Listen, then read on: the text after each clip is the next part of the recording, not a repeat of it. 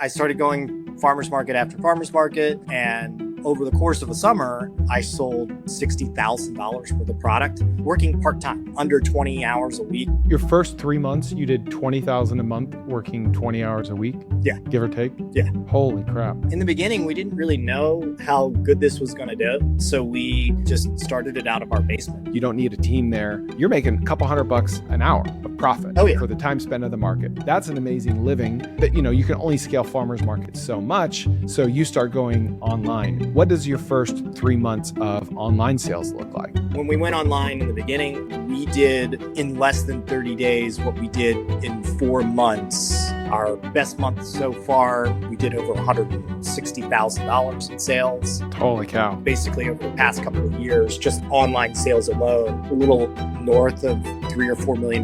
Wow. We've kind of just scratched the surface of the marketplace. What other farmers market items, products, services did you see around you that seemed to be extra popular, extra profitable?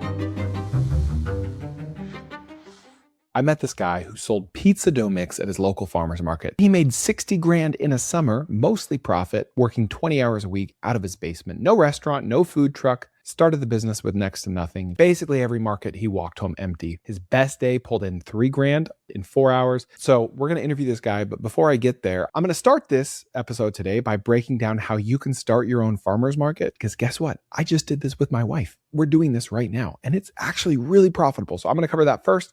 Then I'm going to interview Michael about his pizza kit business. At the end of that interview, we're going to talk about other farmers market side hustles that are printing money, homemade pasta, all kinds of stuff. And then he's going to give us more farmers market hacks that you can apply to any business. And my favorite hack is a branded bag trick that sold his product before customers ever reached his table. Enjoy. Okay. So let's talk farmers markets. Now, I haven't spoken about this publicly yet, but it's a pretty cool story. So my wife and a friend launched their second kids farmers market here in the Dallas-Fort Worth area about a month ago. They did their first last year, and it was a big success. Their first one last year had 50 booths, and it took them a couple months to sell all the booths. This one, it took them about a week to sell twice as many booths, 100. And it was a huge success. And it just got me thinking more and more about farmers markets, not just from the perspective of a vendor at a market, but from the perspective of the person who owns the market. So I know a farmer's market is like the least sexy business out there, but the unsexy businesses are the best. They're the most profitable ones. They're the ones that people are sleeping on. So hear me out for a few minutes, and then I'll get into my interview with Michael. Let me try to convince you to start a farmer's market. I'll tell you exactly how ours broke down. So let me be very clear. My wife and her friend/business partner did like 95% of the work here. I vibe coded an app for the judges so that they could score the booths on 3 different age categories and several different factors. That's what I did. And then I showed up and filmed content. They did all the work. But I had a cool inside look into how it works and how much money it could make if the one that we didn't just do were a nonprofit. We're doing this to help kids become entrepreneurs and not to be rich, but plenty of people could do this to get rich, and it costs almost nothing to start. So the magic is in the overhead or the lack thereof. We had almost zero overhead. Now, typically your biggest overhead is going to be your lease or your rent or your land, or like, where are you going to put this market? All these people to set up 10 by 10 tents, 6-foot plastic folding tables and chairs. Where are you going to do this? Well, you could do it like near City Hall, like I do here in my small town. But what my wife and her friend did is they went to a popular outdoor walkable shopping area here in the Dallas-Fort Worth area. It's been here for about 15 years. It's got all the typicals: Cheesecake Factory, Grimaldi's Pizzeria, burger place, frozen yogurt, grocery store, you name it. It's nice. It's cool. But these guys are in the business of occupancy. They want as close to 100% occupancy as possible. And they also have apartments. It's a mixed use complex. So they need things to be bustling. They need things to appear busy. And so it's in their best interest to host a farmer's market. And so I think it was my wife called the marketing manager or emailed them or whatever, and they were thrilled to be a part of this. They said, yeah, let's set a date a few months in the future. Let's rope off some parking spaces for you, and we'll help you advertise it. We'll put it up on our electronic billboard that like 100,000 people drive by every day. That's not an exaggeration. It's right on the freeway. We'll send an email out to our list. Like, we will advertise this market for you, and we won't charge you for it. And we're going to give you gift cards to our shopping center, to all the businesses here, to give to the judges, just to say thanks for helping participate. So we did it last year. It was a huge success. And then we did it this year, and it was a mega success. And I basically played zero role in marketing it, either to the vendors or to the people that showed up. I posted about it on Instagram the morning of. I have no idea if it drove any traffic, but it was way too short notice to make a difference. So I don't want anyone to think that you have to have an audience to do this. It was packed, and it's perfect because people are already coming to that shopping center. Most of the people at the market probably had no idea there was even a market there that day.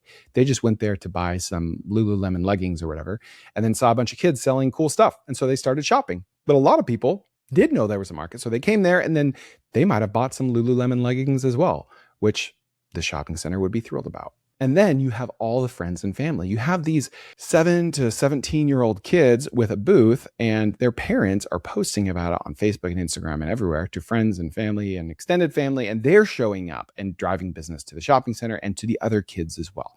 So it's this beautiful win-win all the way around. Now, here's what we did wrong. We provided tables and chairs. Never again, ever, ever, ever again. What you need to provide is just a space on the ground. Hey, here's a map. You take a laminated piece of paper with a number on it, take a sandbag, you throw the piece of paper on the ground, you throw the sandbag on it so it doesn't blow away. And then you tell people the day before, the week before, you are booth number 6. And then around 8 a.m., all the vendors show up an hour before it starts. They set up their tent. We set out the tables and chairs beforehand, which was a big pain, and I won't get into it, but we're not going to do that again. And that was basically our only overhead. That was our only cost. And then they have an hour to set up, or 2 hours, or whatever they want or need. And then people start showing up at 9, and it lasts until 12, 1, 2 o'clock in the afternoon. That's how it works. A lot of these kids made hundreds of dollars in profit. I think a few made over 1,000. And then some kids made less than 100. It just didn't go well. And the kids that typically didn't do well were the ones that sold really, really cheap knickknacks, like 3D printed objects or crafts or stuff that people buy to be nice, but they don't really need. And it's also the stuff that takes forever for these kids to make. So side note, I don't recommend you sell that stuff. The kids that did well sold higher ticket stuff. And in this case, higher ticket is like $20 to $50. My daughter sold $35 custom hats. She had an 80% margin, and she made hundreds of dollars of profit in a few hours. Her overhead was a $70 hat pressing machine and some like $4 blank hats she bought on Amazon, and some patches and stuff like that. Great business. So I think there's even more opportunity to do this for adults, and you could charge a lot more on booth fees as well. And this concept of doing it at an outdoor shopping market, that's not really a thing. Now, I know Tractor Supply, they have markets on Saturdays, and it's genius because it brings people to the Tractor Supply. And Tractor Supplies usually aren't like in as good of a location as a Walmart. They're usually kind of off the beaten path in more rural areas. And so it's a great way for Tractor Supply to market to the community, to let people know that they're there, and then also to have a high sales day on that Saturday because people are showing up, buy hot chocolate, then they go in and buy a bunch of chickens or whatever. So Tractor Supply is kind of pioneering this along with my wife and her business partner. But at the end of this, the shopping center went up to my wife. Remember, this is the second time they did it, and said, "This was amazing. How soon can we do this again?" And they don't even have results yet. It's not like they signed a bunch of 10-year leases on the spot. Like, commercial real estate doesn't work that way. But they just want bustling activity, and that's what they got. So here's how the unit economics break down. First of all, this shopping center is not massive. I would say it's mid-size. For DFW, certainly on the lower end of mid-size, but it could fit at least 200 booths. And these booths are on sidewalks and in parking spaces. And they also have a parking garage. So they have plenty of parking. That's not an issue. So a booth fee, realistically, at an average market is $50 to $100. And remember, you don't need to provide anything. They bring their tent, their tables, and their chairs, and their supplies, and their equipment. And if they need electricity, they just plug up to an outlet. And, the shopping center covers that. So 200 stall market, $100 a piece. That's $20,000 for 5 or 6 hours of work on a Saturday. Plus, of course, like some prep work beforehand, some marketing. But in the case of my wife, like they have a Facebook page with like 300 followers, Instagram page with something tiny. Like they didn't have a big audience. They're just piggybacking on an existing audience of this shopping center. That's why it works. So you do one of these every weekend, put 10 grand profit in your pocket, 40 grand a month. I think that's possible. Or just be a vendor at these things. Or show up to one of these and see which booths are consistently busy, and then copy that concept at the same market or at a different market. I really, really love the branded bag idea that you're about to hear in this interview. You ever heard of Justin's Nut Butter? Multi-$100 million brand sold in thousands of grocery stores. That started at a farmer's market. Tate's Bake Shop, I think that's a $1 billion business. Farmer's market. Burt's Bees, Green Goo, Sprouts markets. That started as a farmer's market. I am actually going to finally launch my powdered drink mix business that I've been talking about for years called Busy Juice. at my local farmer's market. That's 2 minutes down the road from me on May 9th. And I'm going to document that whole process.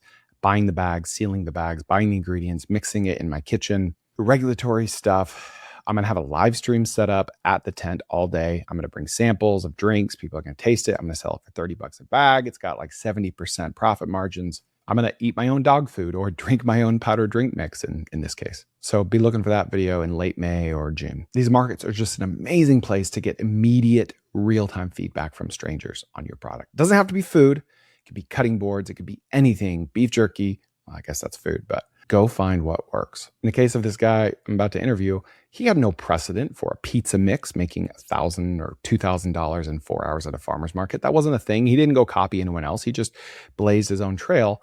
And now he's got a multi-million-dollar business on his hand a couple of years later. So go start a farmer's market, or go be a vendor at a farmer's market, or go support your local farmer's market as a consumer, and check out this interview. And please share it with a friend. Hey, YouTube's fine, but what about when you're driving around? What about when you're mowing the lawn? You need my audio podcast, The Kerner Office. Just look up TKO Pod in Apple, Spotify, or wherever you get your podcasts. Well, why don't you start by telling us who you are and what you do? So my name is Michael McCoy, and I'm co-founder of Preppa Pizza, where we sell a pizza dough making kit to people who want to make better pizza at home. That's basically what I did for more than a decade. It's kind of nerded out, bought every bit of equipment, tried all kinds of brands. Like in the very beginning, I created a fake pizzeria so I could contact every vendor and get like flour you wouldn't buy anywhere else on Amazon or in any kind of specialty stores or even the restaurant stores. So I could find, kind of what I was looking for. Realistically, it was, I always try with food at home is like, how can I emulate a restaurant that I love? And so I start with, okay, well, what brands of flour are they using? What kind of techniques are they doing? What types of other ingredients are incorporated with this? And how can I, almost exactly mimic it, to the point where now we've created this. Gotcha. What background did you have that led you to start this business? So for lack of a better word, I've reinvented myself in business about 5 different times. I had been doing a lot of business in the past that I wasn't really passionate about. None of the things that I did were really anything that I loved. And for a while, I was kind of in a rut, wasn't really happy, family wasn't really happy with what I was doing anyways in business. And so we kind of like sat down one night and it's just like, okay, well, what's something that I could do that I really love and I'm passionate about and that I could really sink into? The first thing that came to mind was like, we should start a pizzeria because, I'd been making pizza at home for, more than a decade. I've been nerding out on it just like you did. And realistically, it was my passion. It was my love, for a really long time. And everybody else loved it too. Like, we'd always have pizza parties and things like that. And everybody would say, well, you should really open a pizzeria. You should really open a pizzeria. And so one day I turned to my wife and said, would you like me to open a pizzeria? And she said, no, because we both worked in the restaurant industry before. Oh, it's brutal. She's like, you'll be there night and day. Like, I don't want you to open up a pizzeria. So I sat and I thought, and I was like, well, I kind of come from a direct response marketing background and basically have all kinds of background with restaurant training as well as, online training and things like that. So I thought, well, how can I marry all of that together? And that's where kind of our pizza dough making kit kind of was born, where basically I provide you with the best quality ingredients and also training and support so that way you can execute, because that's the biggest problem with most people. Most people have a challenge in getting to the finish line. And so then they revert backwards and go to the grocery store and, buy what's pre-made, what's kind of easiest. And once you get past the point, just like you did, once you get past the point of making something really good, you're like, wow, this can be amazing at home. And that's kind of the biggest hurdle that I think most home cooks have with making pizza. It's funny because you had that, you said the comment where you're so good at making pizza, you should open a pizzeria. Like, I swear every failed restaurant that ever failed was because someone had that same experience over and over and over. They were good at making X, Y, or Z food, and all their friends and family said, you should open a restaurant. But what those people don't realize is that opening a restaurant is nothing like being a good cook. Oh, yeah. Like, being a good cook is like 20% of it. You still have to run a dang business, you know?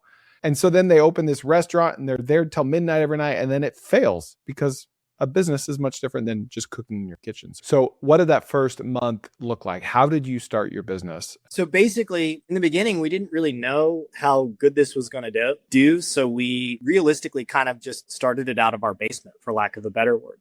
I would measure, me and my wife would spend, evenings in the basement, like measuring out ingredients and building these kits. And, we pre-ordered all of these different bags and stuff like that we could then load everything with, just like normal gram scales in our basement on tables and stuff like that. And then we had a sealing machine and we would build these, and we'd build, typically like 100 at a time. And then I would go out to farmers markets because I knew that was kind of like the fastest way that you could go and present some type of food related product and see if there was a market for it without, realistically low end investment. We weren't really spending any money online or anything like that. And I started going to farmers markets, and then I started to go to 3 or 4 farmers markets a week. And every single time I'd go, I'd show up, I'd have a little pizza oven, my table set up, and, 30 to 40 of these. And every single time I'd walk home without, and people would buy them. And I wasn't the cheapest product at the farmer's market. We charged $30 for our kit, $29.97 online. And realistically, to a consumer for pizza dough, I mean, that's probably the biggest comment we get online. Oh, that's really expensive. But it's not just about the ingredients inside of the bag. It's about the training, the support that you get, the actual level of commitment to making sure you pass the finish line and enjoy your experience. That's what really sells. At any rate, I started going farmers market after farmers market. And basically over the course of a summer, I sold roughly $60,000 worth of product. Kind of your first summer? Working part-time. Typically the farmers market is like a couple hours. I was maybe like 3 to 4 a week. So under 20 hours a week that I was working on this project, selling $60,000 worth of stuff. So it wasn't bad at all. So your first 3 months, you did $20,000 a month working 20 hours a week, give or take? Yeah. Holy crap. What was your profit on that 60,000? So in the beginning, it was pretty much all, for the most part profit, because the margins on the actual product. So I would say if you factored in our time, we spent a lot of time making everything. So it wasn't, like realistically the showing up to the market and everything like that in the end result of selling. That part was, kind of a limited amount of time. The back end time, which was, us being our own in-house manufacturing facility, that was probably the majority, I would say, of the work. But as far as, ingredients are not inexpensive, but they're not expensive. But then we also were buying in bulk so I could lower my costs and things like that. But then we were manufacturing in-house. So technically we... Literally in-house, manufacturing in basement. Yeah, manufacturing at home. So, yeah. And then, we just kind of grew from there. Yeah. Then when I took it online, basically we kind of knew we had something, didn't really know how well it would do online. And I was a little bit new to, like Facebook advertising, and I kind of hired agencies out that took everything over on my own. And now we've been pretty much exploded from there. So I want you to grade my pizza recipe, and then I'm going to guess your margins. My pizza, 00 flour, 1 kilogram, 1,000 grams. That's gonna set me back, and I don't buy in bulk. It's gonna set me back like $8 or something. Right. Set $6, something like that, $6 to $8. Then I'm gonna put in 700 grams of water, and then I'm gonna put in like 6 grams of yeast and 25 grams of salt. That sounds about right. So if I were selling that, it looks like you're $30 for 6 pizzas worth, and so that's like, I'm guessing, I don't know, is that like a pound and a half? So the package itself weighs out to 2 pounds. Okay, 2 pounds. Okay. So I'm guessing you've got like 80% margin on that product. As far as the actual ingredients and things like that, I'd say that's probably pretty close. Gross margin, yeah. Yeah. I mean, I will say that our good friend Zuckerberg gets the majority of our money right now. Sure. Yeah. We'll go into the e-com side, but now I'm thinking I'm still thinking on the farmer's market side. So first summer, are you doing like one farmer's market every Saturday, or are they more often than that? So there are ones that you can do like throughout the week. So I did a Wednesday, Thursday, and 2 Saturday markets. And that was the 4 that I did in a week. Okay. So I had my wife go to one and I went to another one on Saturday. But realistically, In a lot of towns, there are ones that you can do, essentially Wednesday through Saturday. Typically, there's a market in some place or some town close to you. It just depends on what town it is. So, Okay. But realistically, someone could easily get 3 in by themselves.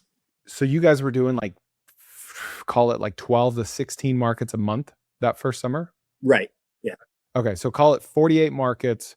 You're doing like 1,200 to 1,500 in sales per market on average. And I'm sure some are like 400 and some are 2,000. Yeah. Is that accurate? Yeah. It just depends on the day. Yeah.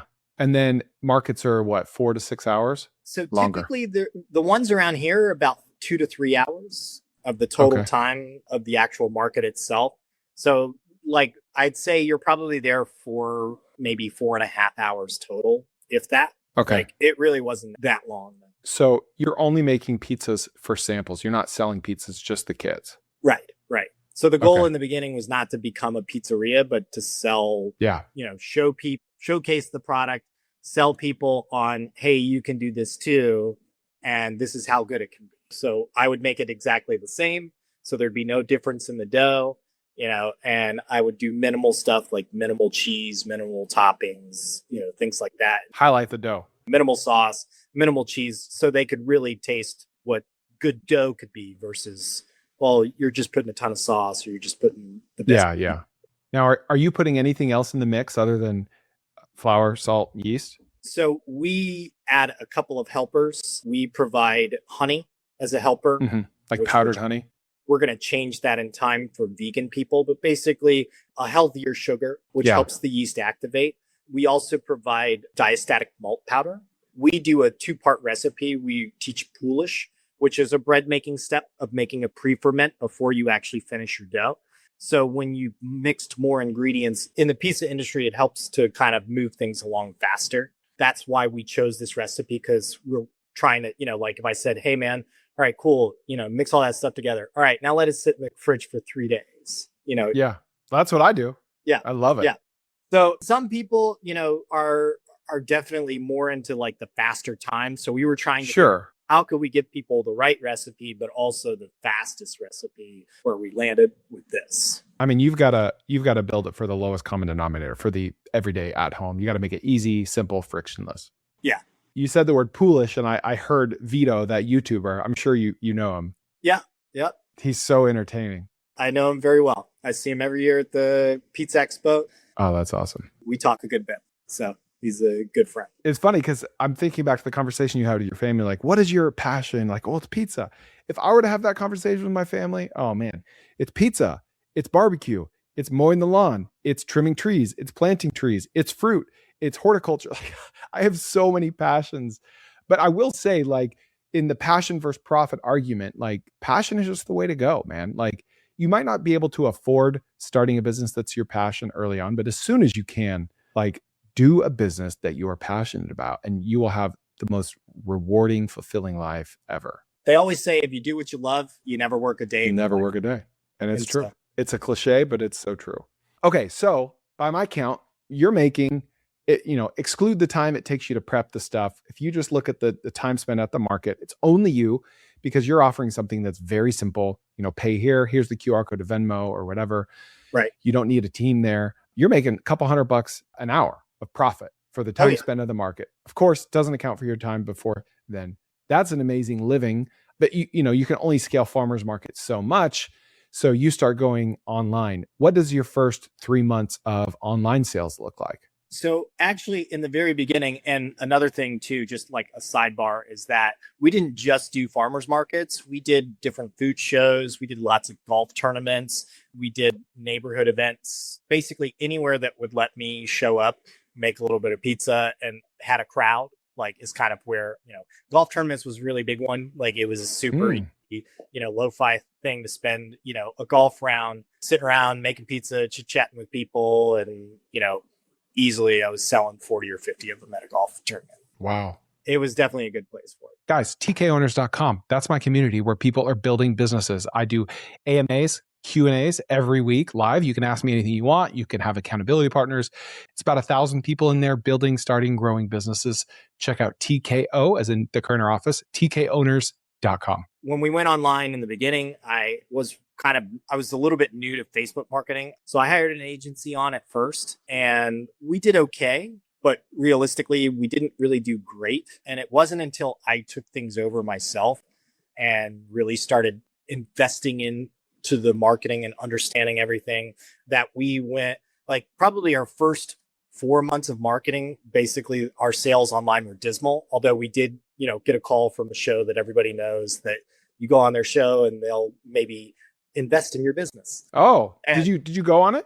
we haven't yet, but basically they invited us to try out for the show. And I laughed because when they called us, I said, well, we've sold 5 of these online, so I'm not really sure we're ready for you guys yet, but I guess we'll sign up. Yeah. So maybe at some point we'll get on that show too, but it's kind of funny. At any rate, so after that, basically we did in less than 30 days what we did in 4 months in sales, just by me taking over everything and really understanding the marketing and how Facebook marketing works. And, kind of applying the right principles. And like, we've been just scaling from there. Where our best month so far, we did over $160,000 in sales. Holy cow. And basically over the past couple of years, just online sales alone, a little north of $3 or $4 million in sales. And we've kind of just scratched the surface of the marketplace. We're just understanding how to build this business, as I'm sure you're aware of, the e-com world is not, it's not just like press play and you're instant millionaire. You've got to actually it's hard. Do a lot of things to get it going right and efficient and, cost efficient based on your advertising. And that's the most expensive thing. But kind of like the good thing about what we're doing is that we had, margins in place that allowed us to really kind of explode our marketing where other companies out there might only have a 10 or a 15 or 20% margin. Yeah. I mean, it looks like you have 60 active ads right now, which is awesome. Most people don't realize that about Facebook ads.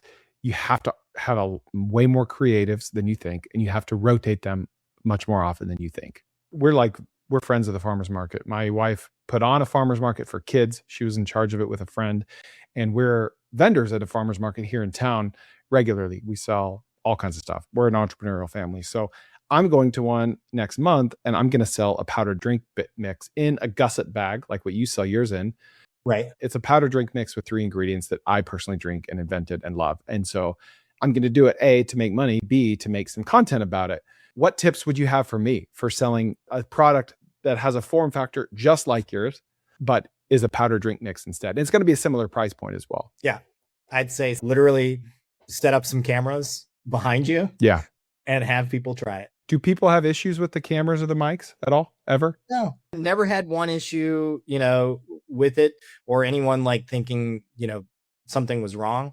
But to me, it just felt like if I was too abrasive about it, then people would care, if that makes sense. Like if I was just okay, hey, can you hold this mic real quick? Because I'm trying to make content for my, blah, blah, blah, that people just pretend like it's not there unless they say something.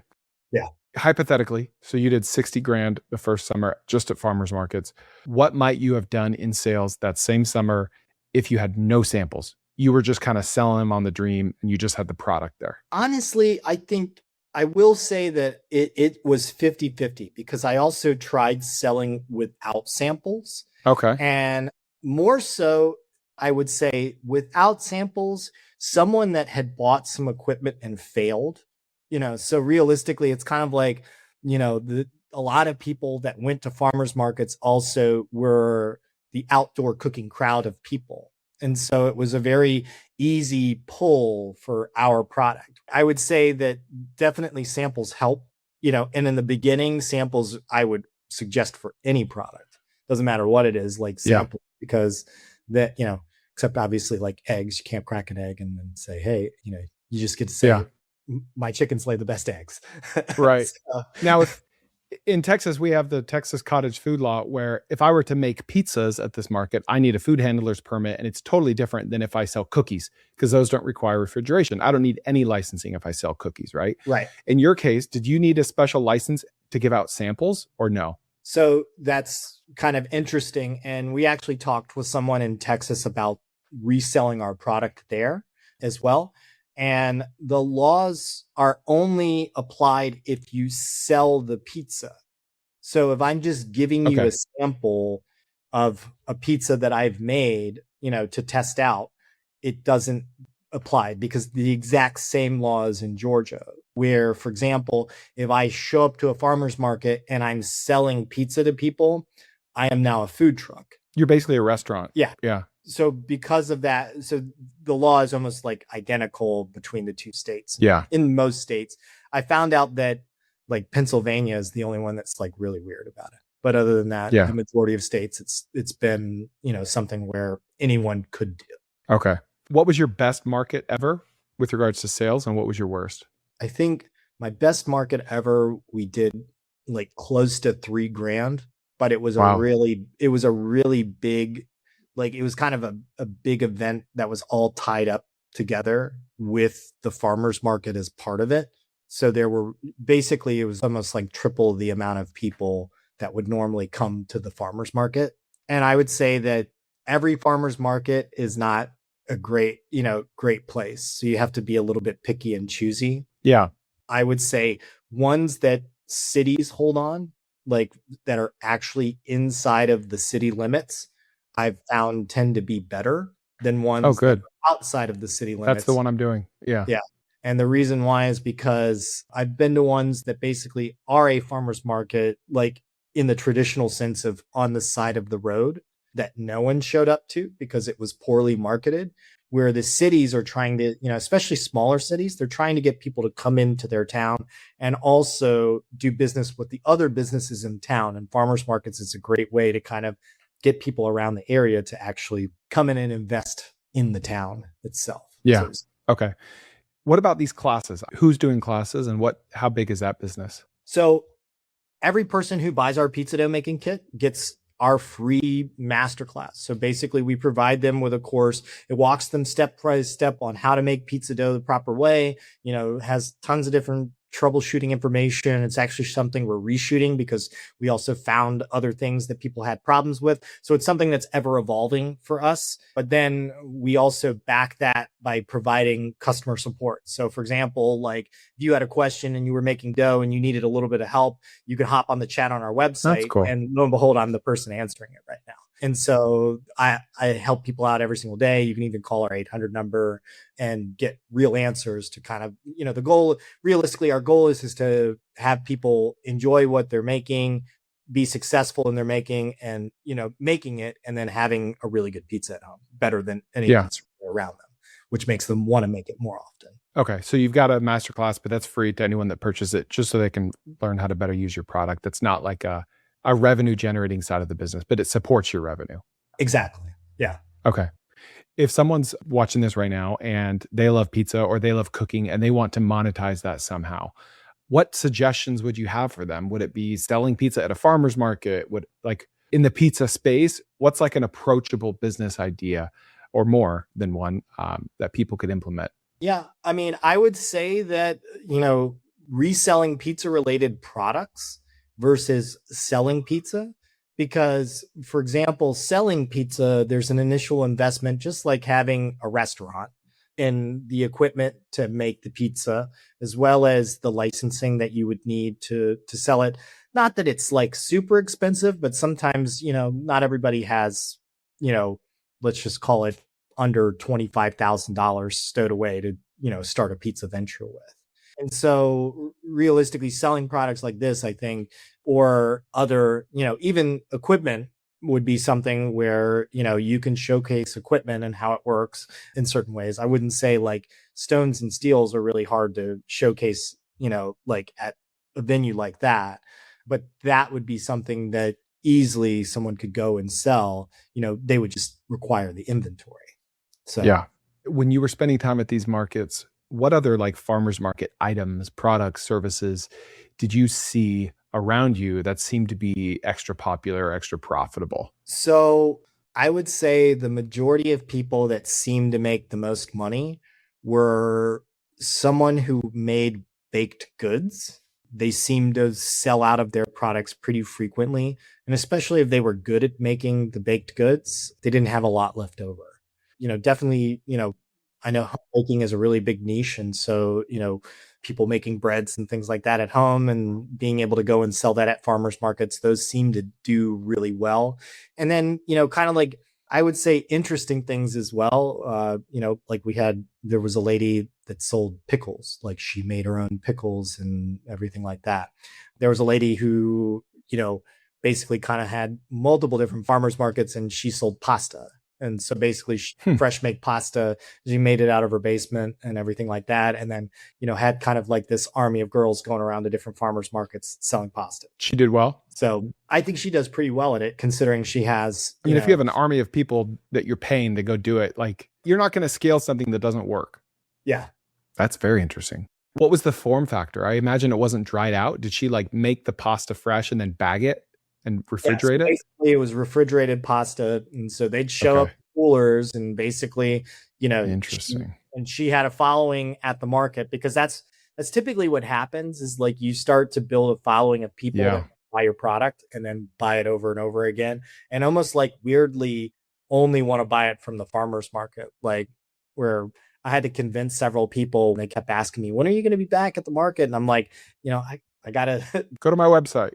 But you can buy it online. I literally will ship it to you tomorrow. And they're like, oh, I don't trust the internet. And I'm like, just come on. Let's talk on the phone. Michael, this is an incredible business. Thank you for sharing your time with us. I love your story. Where can we find you if we want to learn more or buy your pizza kits? Yeah. So if you go to prepapizza.com, you can buy our pizza kit and you'll see a boatload of ads from me if you're on Facebook or Instagram or Google. Okay. Thank you, Michael. No problem. Thank you. Listen, I need more people like this to interview on my podcast. So if you know of someone with a side hustle or a business that's unique and cool and super profitable, email Molly, MOLLY, at cofounders.com. That's one word, cofounders.com. Molly at cofounders.com. Tell her your story and we'll give you $100 if we end up interviewing them. Hit a like or a comment below and we'll see you next time on the Kerner Office.